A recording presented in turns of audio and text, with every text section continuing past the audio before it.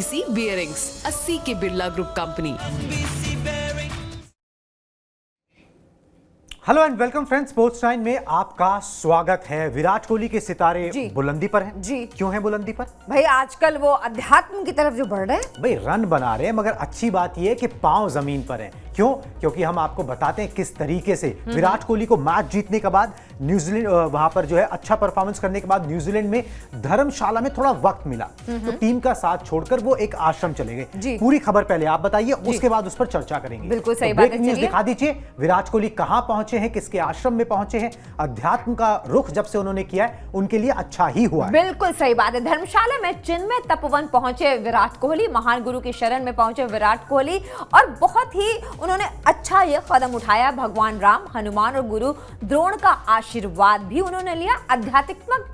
आध्यात्मिक रुख करने के बाद बोला है उनका बल्ला। वर्ल्ड कप 2023 में सबसे ज्यादा 354 रन विराट के नाम हो गए हैं। तो अध्यात्म की तरफ जो बढ़े हैं तब से उनके मन में जो शांति आई है, मुझे लगता है कि एकाग्र होकर जिस तरीके से उन्होंने रन बनाना शुरू किया है, ये उनके लिए एक बहुत ही ज्यादा अच्छा कदम रहा है। भगवान राम, हनुमान और गुरु द्रोण का आशीर्वाद उन्होंने लिया है। बिल्कुल, आपको पूरी खबर बता दें। 10 किलोमीटर दूर है, मतलब कि एक जगह धर्मशाला से, वहां पर ये आश्रम है जहां पर विराट कोहली पहुंचे हैं। फुल फ्रेम अगर आप ये दिखा भी देना विजुअल, तो हम बता भी देंगे कि क्या पूरी कहानी है। जी दशहरे के पावन मौके पर विराट कोहली धर्मशाला से 10 किलोमीटर दूर भगवान श्री राम का आशीर्वाद लेने पहुंचे।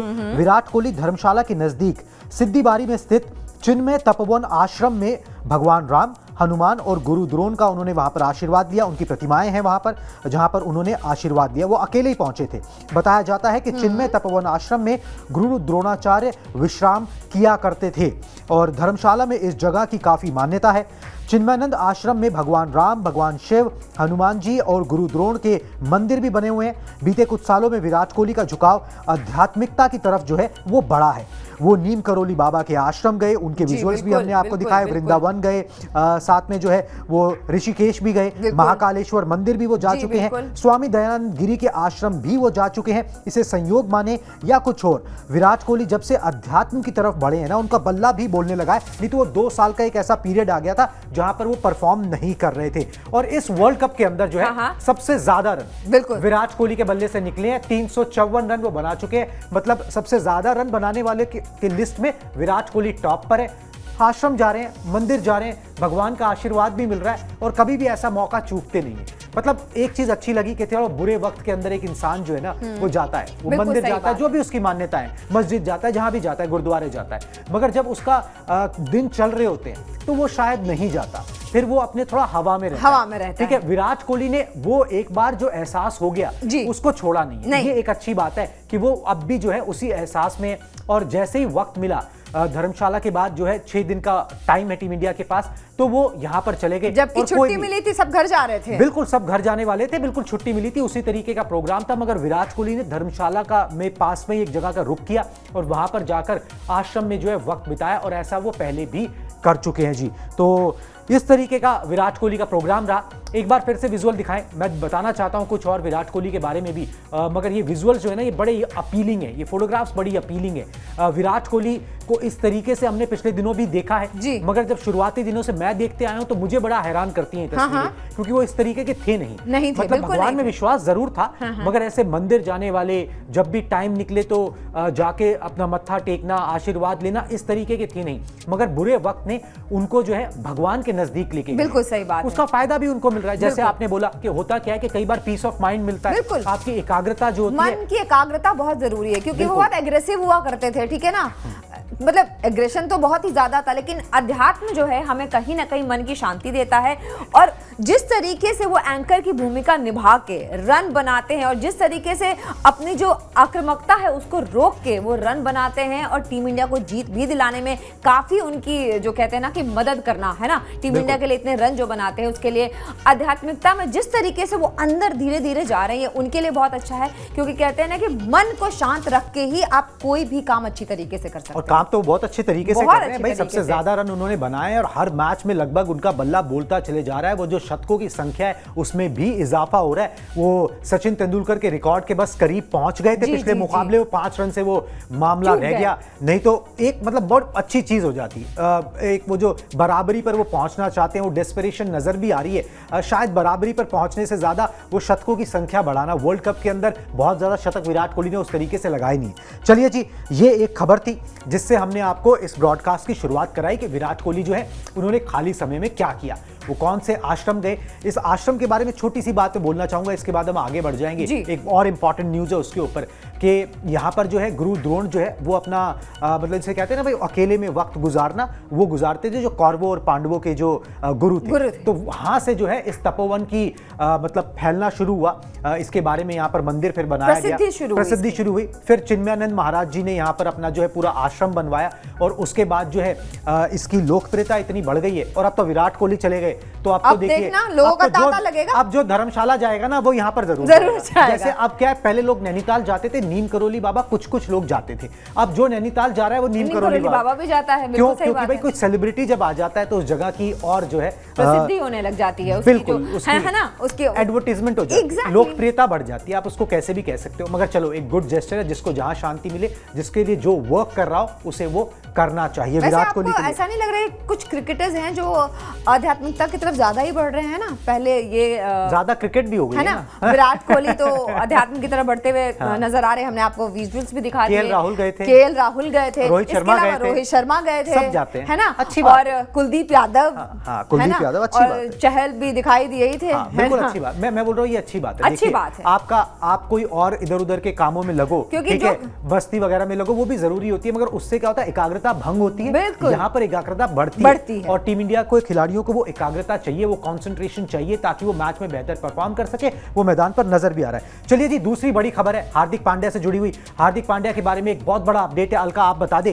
ब्रेकिंग न्यूज है हार्दिक पांड्या के बारे में कि उनकी हेल्थ के बारे में, उनके वो टखने में जो चोट लगी थी उसके बारे में लोग जानना चाहते हैं। बेंगलुरु के एनसीए में हार्दिक का चला है इलाज, एनसीए में एकदम फिट महसूस कर रहे हैं पांड्या, यानी कि अब वो ठीक है पहले के मुकाबले। 26 तारीख को लखनऊ में टीम के साथ जुड़ेंगे हार्दिक, ऐसा बोला जा रहा है, ऐसे कयास लगाए जा रहे हैं। 27 अक्टूबर को हार्दिक का होगा फिटनेस टेस्ट, अगर उसमें वो पास हो जाते हैं तो वो जरूर वो वाला मैच खेलेंगे। 29 तारीख को भारत की इंग्लैंड से है टक्कर, जो कि बेहद अहम मानी जा रही है। बांग्लादेश के खिलाफ मैच में टखने पर चोट लग गई थी, जिसकी वजह से उन्होंने लास्ट वाला मैच न्यूजीलैंड के साथ नहीं खेला था। 26 तारीख को लखनऊ में टीम के साथ अगर हार्दिक जुड़ जाते हैं तो हार्दिक के लिए भी अच्छा होगा, टीम इंडिया के लिए भी अच्छा होगा, क्योंकि हमने उनको काफी मिस किया न्यूजीलैंड के मैच में। फिटनेस टेस्ट अगर पास हो जाएंगे तो प्लेइंग 11 में उनको जगह जरूर मिल जाएगी। और 29 तारीख को भारत का इंग्लैंड के साथ जो मुकाबला है उस मुकाबले में उनको हम देख पाएंगे। कुणाल, आपको क्या लगता है? वैसे तो बीच में ये भी बातें हो रही थी कि उनका इलाज इंटरनेशनल लेवल पे होने वाला है, मतलब इंडिया में उनका इलाज नहीं होगा, लेकिन अब बैंगलोर में इलाज चल रहा है, तो क्या है इसके बीच की कड़ी? देखिए, एनसीए में तो वो गए थे, नेशनल क्रिकेट अकेडमी में जाना बनता भी था, वो गए वहां पर। जैसे चोट लगी थी उसके बाद ही उनको नेशनल क्रिकेट अकेडमी रेफर कर दिया गया था स्कैन्स के बाद। वहां पर वो बेहतर महसूस कर रहे हैं, नॉर्मल महसूस कर रहे हैं। अच्छी बात यह कि कोई सीरियस बात नहीं है, जो लग रहा था कि कोई सीरियस चीज हो सकती है, मगर ऐसे कोई सीरियस बात है नहीं। तो 26 तारीख को टीम इंडिया 25 को पहुंच रही है, 26 को वो जो है वो जुड़ेंगे टीम के साथ। 27 को जो पहला प्रैक्टिस सेशन होगा, ऑप्शनल हो या फिर मैंडेटरी हो, जो भी हो, वहां पर हार्दिक पांड्या का एक फिटनेस टेस्ट करा लिया जाएगा। कितनी ईज से वो गेंदबाजी कर रहे हैं, कितनी मुश्किल हो रही है उनको गेंदबाजी करने में, कितना ईज है। फिर उसके बाद बल्लेबाजी भी करा के जो भी एक स्टैंडर्ड्स होते हैं, मिनिमम स्टैंडर्ड्स, वो मेट किए जाएंगे, देखे जाएंगे। वो उसमें भगा दौड़ा के भी देखा जाता है, सब चीजें की जाती हैं। अगर वहां पर रिपोर्ट ठीक आती है तो फिर वो जो मुकाबला है इंग्लैंड के खिलाफ लखनऊ में, वो मुकाबला वो खेल सकते हैं। अगर वो फिटनेस टेस्ट में पास नहीं होते हैं तो फिर उनको अभी और जो है देखा जाएगा, अभी उनके साथ रिस्क नहीं लिया जाएगा, क्योंकि वो टीम के लिए बहुत इंपॉर्टेंट है। बिल्कुल सही बात है, इसीलिए कहा जा रहा है कि अगर फिटनेस टेस्ट में वो पास हो जाते हैं तो प्लेइंग 11 में उनको जगह मिलेगी। वैसे हार्दिक पांड्या की जो बॉडी है वो काफी फ्रेजाइल है, तो हमें भी डर लग रहा था, लेकिन चलिए फॉर्चुनेटली अगर डॉक्टर्स ने कहा है कि वो पहले के मुकाबले बेहतर हैं और अगर फिटनेस टेस्ट देने के लिए तैयार हैं तो इसका मतलब ये तो जरूर होगा कि वाकई में हालत उतनी बुरी नहीं थी जितनी हमें समझ में आ रही थी, है ना। क्योंकि जब वो तैयार है फिटनेस टेस्ट देने के लिए, तो फिटनेस टेस्ट देने के लिए भी तैयार होना बड़ी बात होती है। बिल्कुल फिटनेस टेस्ट देने के लिए तैयार हैं, और बिल्कुल वो देखो कौन नहीं चाहेगा। आपकी टीम अच्छा कर रही है, आप अच्छा कर रहे हो, सब कुछ तो बढ़िया चल रहा रहा है, उस टीम का हिस्सा, उस प्लेइंग 11 का हिस्सा हर कोई होना चाहेगा। अनफॉर्चुनेटली वो चोट लग गई, मगर उस चोट से अब वो उभर चुके हैं, टीम का बैलेंस बहुत अच्छा हो जाता है। मगर हार्दिक पांड्या वापस आ जाएंगे तो सिरदर्दी रोहित शर्मा की बढ़ जाएगी कि भाई अब आप हार्दिक को तो लोगे क्योंकि वो बैलेंस अच्छा कर देते हैं, मगर फिर आप शमी को लोगे कि नहीं लोगे? नहीं, शमी को तो लेंगे। तो फिर आप सूर्य कुमार यादव को तो चलो भाई ऑटोमेटिकली आप इस तरीके से एडजस्ट कर लोगे, मगर फिर शमी को आप लोगे कि नहीं लोगे? आप 4 पेसर्स के साथ लखनऊ की पिच पे थोड़ी ना जाओगे, आप वहां पे तो अश्विन को खिलाने का मौका है, वो एक अलग डिबेट है। मगर ये है कि आपका एक हरफनमौला खिलाड़ी, एक ऑलराउंडर खिलाड़ी वो तैयार हो जाएगा ताकि आपका बैलेंस ठीक हो जाए, आपको और कुछ करने की उस तरीके से जरूरत ना पड़े। तो ये बहुत इंपॉर्टेंट है। हार्दिक पांड्या एनसीए में है, वहां पे डॉक्टर्स की देखरेख में, फिजियो की देखरेख में, और वहां पर से रिपोर्ट पॉजिटिव सारी अच्छी आ रही है। टीम इंडिया के लिए बढ़िया खबर है। और अब वो टीम 25 को लखनऊ पहुंचेगी, 26 को हार्दिक पहुंचेंगे और 27 को उनका फिटनेस टेस्ट होगा। उसके बाद आगे की राह जो है वो देखी जाएगी कि अब यहां पर उनको खिलाना है या नहीं खिलाना, उतारना है मैदान पर या नहीं उतारना इंग्लैंड के खिलाफ। बिल्कुल सही बात है।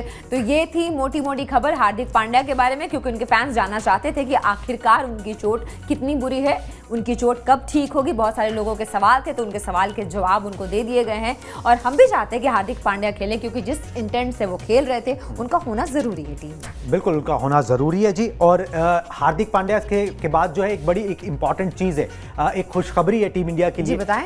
मतलब इस एक तरीके से आप ले लीजिए, जो लेफ्ट आर्म पेसर्स की परेशानी नहीं थी टीम इंडिया को, वो लेफ्ट आर्म पेसर्स की परेशानी आपने नोटिस किया? न्यूजीलैंड में 5 मुकाबले हो गए हैं, 5 मुकाबले हो चुके हैं और लेफ्ट आर्म पेसर्स की परेशानी ना कहीं से हवा हो गई। अब वो left arm pacer, left arm spinner कोई परेशान नहीं कर रहा। वो जो बाएं हाथ की जो गुत्थी थी, उल्टे हाथ की जो गुत्थी जिसे कह रहे थे हम सब लोग, वो सुलझ गई है। 2019 से नहीं सुलझी थी।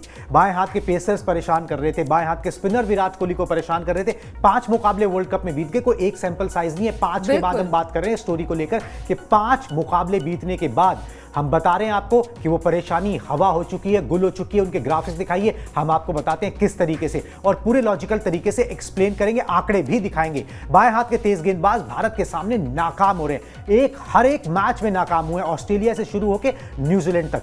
टीम इंडिया का मिट गया है अब डर, मतलब जो उनको लेफ्ट आर्म पेसर से या लेफ्ट हैंड गेंदबाजों से डर लगता था, उनकी पिटाई हुई है। टीम इंडिया के बल्लेबाजों ने ही लगाई है। स्क्रीन पर जो 2 चेहरे आपको दिखाई दे रहे हैं, जिनकी फोटोग्राफ दिखाई दे रहा है, इन दोनों ने ही लगाई है, ठीक है। और अब जो है वो परेशानी मतलब जाती हुई नजर आ रही है, गुम होती हुई नजर आ रही है। रोहित ने किया क्या इसके लिए? थोड़ा सा अपना स्टांस बदला है, थोड़ा सा साइड स्टांस लिया है। उसके बाद जो है ना उनको बेटर पोजीशन में आ जाते हैं वो लेफ्ट आर्म पेसर्स के खिलाफ, इसीलिए अब वो बेहतर कर पा रहे हैं। पहले उन्होंने नहीं किया था, तो एक तकनीकी बदलाव उन्होंने किया। विराट कोहली ने तकनीकी बदलाव जो है वो अपने कुछ मतलब खेल में नहीं किया है, मगर मानसिकता में जरूर किया है। थोड़े आक्रामक नजर आ रहे हैं। लेफ्ट आर्म पेसर को जो है उन्होंने आक्रामकता से खेल रहे हैं, उनके खिलाफ चौके, बाउंड्री लगाने का स्कोर कर रहे हैं, ताकि वो जो है उन पर हावी ना हो जाए। वो सैंटनर के खिलाफ भी उन्होंने जो है वो छक्का लगाया, और हमने लेफ्ट आर्म स्पिनर के खिलाफ विराट कोहली को छक्का लगाते हुए बहुत समय से नहीं देखा। तो ये जो आक्रामक सोच है और जो सटीक रणनीति बनाई गई है, उसका फल है कि वो जो डर जो है लेफ्ट आर्म का, बाएं हाथ का, उल्टे हाथ का, वो सब जो है वो निकल चुका है। अब एक एक करके ना मैं जो मैचेस हुए ऑस्ट्रेलिया से लेके न्यूजीलैंड तक, जो विरोधी टीम के बाएं हाथ के पेसर थे या स्पिनर थे, उनके आंकड़े दिखाना चाहूंगा टीम इंडिया के खिलाफ। बिल्कुल एक एक करके सभी के दिखा दे, ताकि आपको खुद समझ में आ जाएगा कि अब ये लोग जो गुच्छों में विकेटें लेते थे, 2-2 3-3 विकेट निकाल देते थे और टीम इंडिया को मुश्किल में फंसा देते थे, वैसा कुछ भी नहीं हो रहा है। बिल्कुल सही बात है। हम सबसे पहले बात करेंगे ट्रेंट बोल्ट की, जहां इन्होंने 10 ओवर फेंकने के बाद कोई मेडल नहीं दिया और 60 रन इन्होंने साथ में दिए, विकेट 1 लिया और इकॉनमी रही 6 की। तो देख लीजिए ये एक नॉर्मल, मतलब कम से कम बोल्ट जिस तरीके के आक्रामक गेंदबाज हैं उनसे तो बहुत अच्छी उम्मीद की जा रही थी, लेकिन देखिए बिल्कुल पिट गए। 60 रन उन्होंने दिए हैं 10 ओवर में, मात्र 1 विकेट उनको मिला और 6 की इकॉनमी रही। और छक्का भी खाया रोहित शर्मा, छक्का भी खाया। मतलब कि ऐसा नहीं कि डर के खेले हैं, मतलब 6 की इकॉनमी से आपको डर हमें था। हाँ, मतलब टीम इंडिया के बल्लेबाज जो है आक्रामक खेल रहे हैं, यही कारण है कि भाई यहाँ पर जो है लेफ्ट हैंडर्स परेशान नहीं कर रहे। चलिए जी, बाकी ग्राफिक्स भी फटाफट से दिखा दीजिए। ट्रेंट बोल्ट तो हमने दिखाई दिया। शाहिन शाह अफरीदी 6 ओवर फेंकने के बाद कोई मेडल इन्होंने नहीं दिया, रन 36 इन्होंने देखे, 2 विकेट हासिल किए, इकॉनमी इनकी भी 6 की रही। तो यहाँ पे देखिए पिटाई भी लगी, हालांकि 2 विकेट लिए हैं इन्होंने, लेकिन हाँ ये जिस तरीके से डराया करते थे इंडियन बैट्समैन को, क्योंकि लेफ्ट आर्म का जो डर था वो कहीं ना कहीं निकला है। चलिए अब हम देखेंगे मिचेल स्टार्क, मिस्टर खतरनाक, 8 ओवर फेंकने के बाद 31 रन इन्होंने देके सिर्फ 1 विकेट लिए, इकॉनमी 3.87 की। तो इनसे भी काफी डर था, लेकिन इनका भी डर इस बार बिल्कुल भी नहीं चला है। इनका भी डर जो है ना वो फाख्ता होता हुआ नजर आया। चलिए अब कोई और आंकड़े हैं तो वो भी देख लेते हैं। रहमान के आंकड़े हैं, मुस्तफिजुर रहमान के 5 ओवर फेंक के 29 रन इन्होंने दिए और विकेट इन्होंने कोई भी नहीं झटका, इकॉनमी 5.80 की। तो आपकी नजर के सामने जो लेफ्ट आर्म की जो दिक्कत थी वो दिक्कत कहीं ना कहीं ठीक होती नजर आ रही है। और सैंटनर ने 10 ओवर फेंकने के बाद 37 रन दिए, 1 विकेट हासिल किया, इकॉनमी 3.70 की और इन पे भी छक्का लगा है। तो आपकी नजर के सामने जो हो रहा है वो किस तरीके से बदलाव हमने देखे हैं, और ये बदलाव बहुत पहले नहीं हुआ, ये बदलाव अब होना शुरू हुआ है। जैसा कि कुणाल से बातचीत हो रही थी, इन्होंने कहा कि प्रैक्टिस तो 4 साल से वो करवा रहे हैं, लेकिन अब जाके उसका फल, उसका नतीजा दिखता हुआ नजर आ रहा है। बिल्कुल उसका नतीजा मिलता हुआ नजर आया। जिस तरीके से लेफ्ट आर्म गेंदबाजों की पिटाई लगाई है टीम इंडिया ने, ठीक है आप कहोगे कुछ की इकॉनमी अच्छी है, मगर वो गुच्छों में विकेट नहीं निकाल पा रहे। मेन तो विकेट लेना था ना इनका। मेन विकेट लेना था। वो जो शुरुआत में विकेट ले जाते थे, पहले 10 ओवर के अंदर 15 ओवर के अंदर खेल कर देते, बैकफुट पर टीम इंडिया को धकेल देते थे, उस तरीके की चीजें जो है वो नजर नहीं आ रही। तो लेफ्ट हैंडर्स जो है, जो बाएं हाथ की गुत्ती थी वो एक तरीके से सुलझ गई है, उसका कोई भी असर जो है वो टीम इंडिया के बल्लेबाजी पर नहीं पड़ रहा। एक ये डेलिब्रेट अटेम्प्ट लिया गया, एक स्ट्रैटेजाइज किया गया, रणनीति बनाई गई कि उनके खिलाफ जो है आक्रामक रणनीति रखी जाएगी, बहुत ज्यादा सोच समझ के ओवर थिंक करके नहीं खेला जाएगा, वो रणनीति काम करती हुई नजर आ रही है। और 5 मुकाबलों के बाद हम आपको ये गेंदबाज दिखा रहे हैं, मतलब एक अच्छा खासा सैंपल साइज होता है 5 का, उसके बाद ये कंक्लूजन निकाला जा सकता है कि वो जो 3-4 साल से जो डर चला आ रहा था, जो खौफ कई बार सच हुआ, वो अब इस वर्ल्ड कप में तो थे। और वो इस वर्ल्ड कप में अब नजर नहीं आ रहा है। बिल्कुल नजर नहीं आ रहा जिस तरीके से टीम इंडिया परफॉर्म कर रही है। चलिए जी, ये हमने बात करी खिलाड़ियों की जो परेशान अब नहीं कर रहे और टीम इंडिया उनके ऊपर चढ़कर खेल रही है। रोहित और विराट ने जो एक डेलिब्रेट कोशिश की है वो कामयाब होती हुई बिल्कुल यहां पर नजर आ रही है। मगर एक मैं चीज बोलना चाहूंगा, एक तरफ तो टीम इंडिया है जिनकी कोशिशें कामयाब होती नजर आ रही है, दूसरी तरफ पाकिस्तान की टीम है जिनकी हर कोशिश नाकाम होती हुई नजर आ रही है। ठीक है, और वो नाकामी जो है ना, उसका ठीकरा जो है ना अब उनके खाने पे फोड़ दिया गया है कि भाई अब ये क्या खा रहे हैं, ये देखो, ये चेक किया जाए कि ये खा क्या रहे हैं। चलिए जी, आपको पहले खबर बताते हैं, उसके बाद बताएंगे कि मजेदार किस्सा है क्या और किसने ये सारी बातें बोली हैं। आपको बता देते हैं कि पाकिस्तान टीम के बारे में किसने ये सारी बातें बोली हैं, मतलब कोई ढकी छुपी बात नहीं है। वसीम अकरम ने ये बातें बोली है। भाई ग्राफिक्स प्ले कर दो, अकरम पॉइंटर GFX आपको मिल गए होंगे, उनको प्लीज प्ले कर दीजिए। वसीम अकरम ने खिलाड़ियों के खान पान पर जो है वो सवाल उठाए हैं। ठीक है, वसीम अकरम ने बोला है कि भाई ये क्या खाते हैं, ये टेस्ट करने की जरूरत है। वही पाकिस्तानी चैनल पे वो जो गेस्ट बने हुए हैं वहां पर ये सारी बातें बोल रहे हैं। गुस्से में थे, ऑब्वियसली गुस्सा आएगा, अफगानिस्तान से हार जाना, अफगानिस्तान से काला अध्याय एक तरीके से पाकिस्तान क्रिकेट में। मैं उन्होंने बोला जी मैदान पर 8 किलो चिकन खाकर उतर जाते हैं खिलाड़ी। ठीक है, इनके मुंह देख लो इतने बड़े बड़े हो गए। तो उन्होंने बोला कि मैं करना नहीं चाहता, मगर मैं एक एक का नाम लेके गिना सकता हूं कि कौन मतलब क्या खा रहा होगा, क्या खा रहा होगा, कितना खा रहा होगा, अपनी फिटनेस पर ध्यान नहीं दे रहा।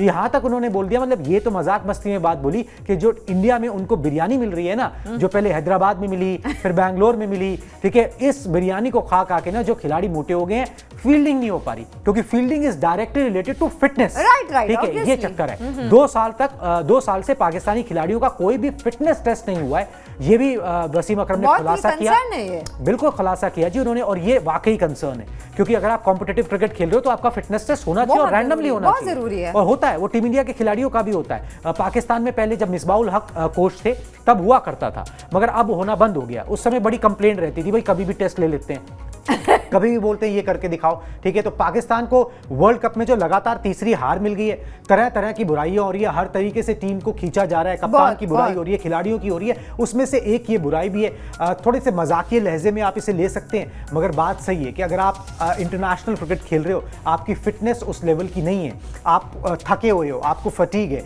तो फिर आप अपना बेस्ट नहीं दे पाओगे। मुझे लगता है ना कुणाल कि खाना तो चलो कोई बात नहीं, वैसे पाकिस्तान में भी बहुत अच्छी बिरयानी मिलती है, तो ऐसा नहीं है कि मतलब बिरयानी की वजह से, है ना, मतलब वैसे भी पाकिस्तान का खाना तो बहुत मशहूर है ना, बहुत अच्छा खाना होता है। तो ऐसा तो है नहीं कि खाने की वजह से हो रहा। मुझे लगता है कि पाकिस्तान ने इतनी क्रिकेट खेली है ना पिछले दिनों, तो ये फटीग जो है ये उसका आफ्टर इफेक्ट है।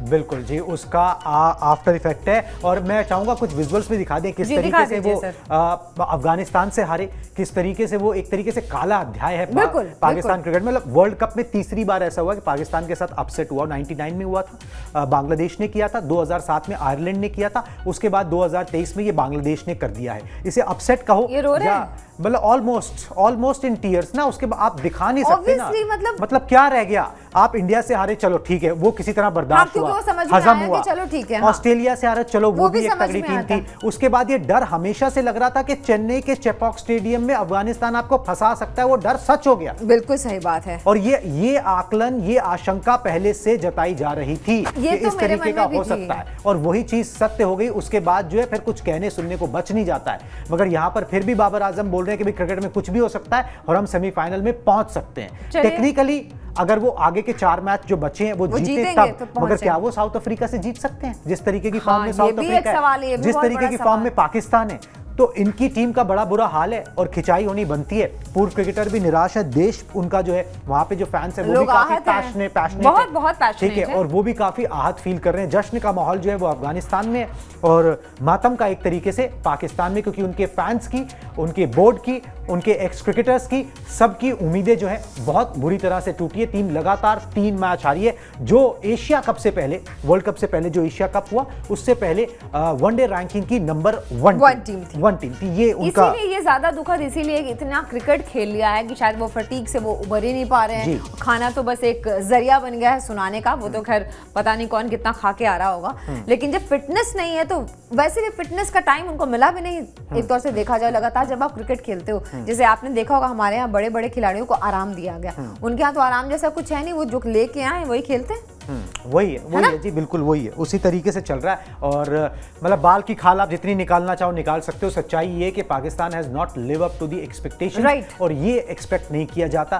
पाकिस्तान एक बड़ी टीम है वर्ल्ड क्रिकेट के अंदर, और उनका अच्छा करना जरूरी है, और एटलीस्ट एक कॉम्पिटिटिव नंबर है ना, वो जो होना बहुत जरूरी से है। भी वो हारे हैं तो वो बुरी तरीके से हारे हैं। ऐसा नहीं कि वो बस 1 रन 2 रन या काश ऐसा हो जाता, वो ऐसा हो जाता था ही नहीं। वो जिस तरीके से हारे हैं वो बहुत बुरे हाल थे। बिल्कुल बहुत बुरे हाल है जी। और अब पाकिस्तान को कुछ यहाँ से बहुत बड़े चेंजेस करने पड़ेंगे। मतलब जिस सोच के साथ वो क्रिकेट खेलते हैं, शायद कप्तान को भी बदलना पड़ेगा ताकि वो ट्रिकल डाउन इफेक्ट नीचे तक हो कि आप अपनी सोच बदलो। चलिए जी, पाकिस्तान की हार के बाद अफगानिस्तान की जीत की बात करनी बहुत जरूरी है। और वहां पर भी एक तरीके से पोस्टमार्टम हो रहा है ना कि भैया जीते कैसे, ठीक है, जीते कैसे। तो भारतीय हैं अजय जडेजा, पूर्व क्रिकेटर हैं, वो अफगानिस्तान टीम के मेंटोर हैं, उनकी बड़ी तारीफ हो रही है। मैं खबर दिखाता हूं, उसके बाद चर्चा करते हैं। सचिन तेंदुलकर ने भी उनकी तारीफ की है। अफगानिस्तान ने उलटफेर करते हुए पाकिस्तान को हरा दिया, ये हमने आपको बता ही दिया है जी। और बड़े अच्छे मार्जिन से और बड़े अच्छे तरीके से जीत हासिल की है।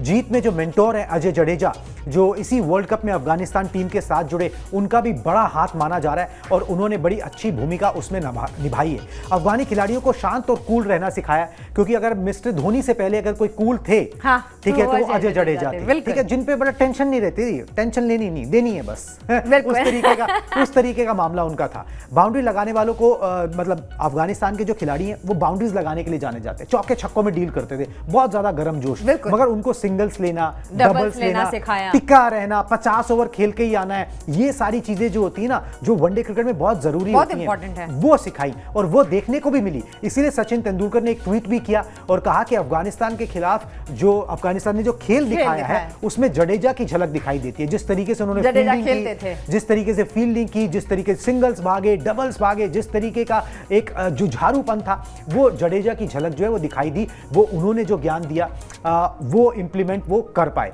मैंने अजय जडेजा के साथ अलका बहुत शोज किए हैं। अच्छा। और अजय जडेजा की एक आदत है, हाँ। मैं बताना भी चाहता हूँ कि वो ना हर चीज को ना बड़े सिंप्लीफाई करके बोलते हैं। अच्छा, ठीक है, वो हर सरल भाषा में उनको ना मतलब ये चीज है, मैं इसे सिंप्लीफाई कर देता हूँ। वो हर बार यही बोलते हैं कि मैं इसे सिंप्लीफाई कर देता हूँ। फिर वो बता देते हैं कि अगर इस बल्लेबाज को आउट करना है, या करो ऐसी बॉलिंग कराओ, यहाँ फील्डर लगाओ और ऐसा ही करवाते रहो, आपको देखो विकेट मिलेगा, कोई ना कोई तो मिलेगा।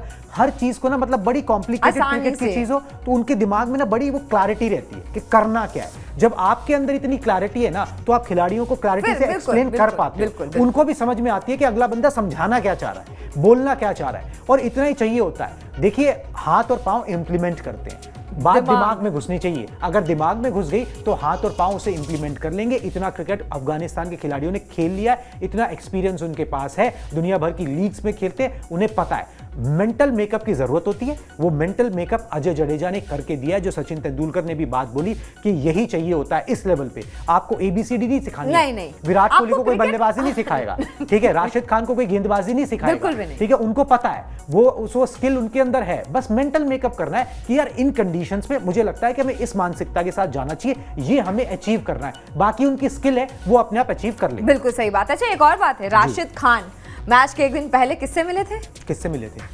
धोनी से मिले। एग्जैक्टली। तो वहाँ पे भी चेपॉक, tips? अब चेपॉक के मैदान पे कुछ टिप्स तो जरूर लिए होंगे, माही भाई है से, ना? हाँ? है ना? और बाकी काम बाबर आजम ने आसान कर बिल्कुल, दिया। और पिक्चर्स भी टॉस क्लिक जीत कराई के थी। क्या किया उन्होंने, ठीक है, टॉस जीत के बोला कि चलो जी हम पहले बल्लेबाजी कर लेंगे, क्या ठीक है? हो गया है? जबकि गेंदबाजी पता करना है, सब देख रहे हैं वो शुरुआत से हालांकि क्या हो रहा ड्यू है। का इफेक्ट उतना नहीं रहा जिसकी वजह से ये फैसला लिया जाता है, मगर फिर भी आप या तो टॉस जीत के ना 300 प्लस लगाते, ठीक है, तो बात थी।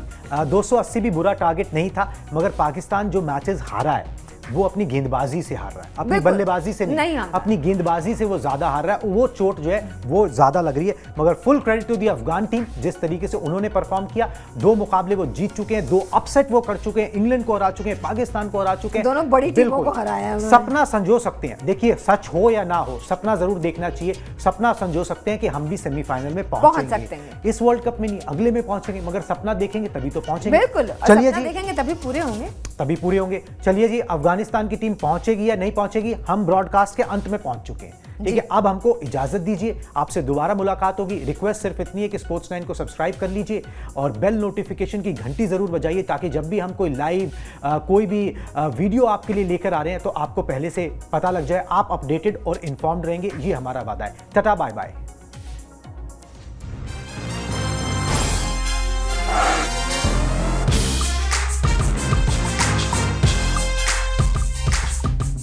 लंबी रेस के लिए NBC बियरिंग्स, 80 के बिरला ग्रुप कंपनी।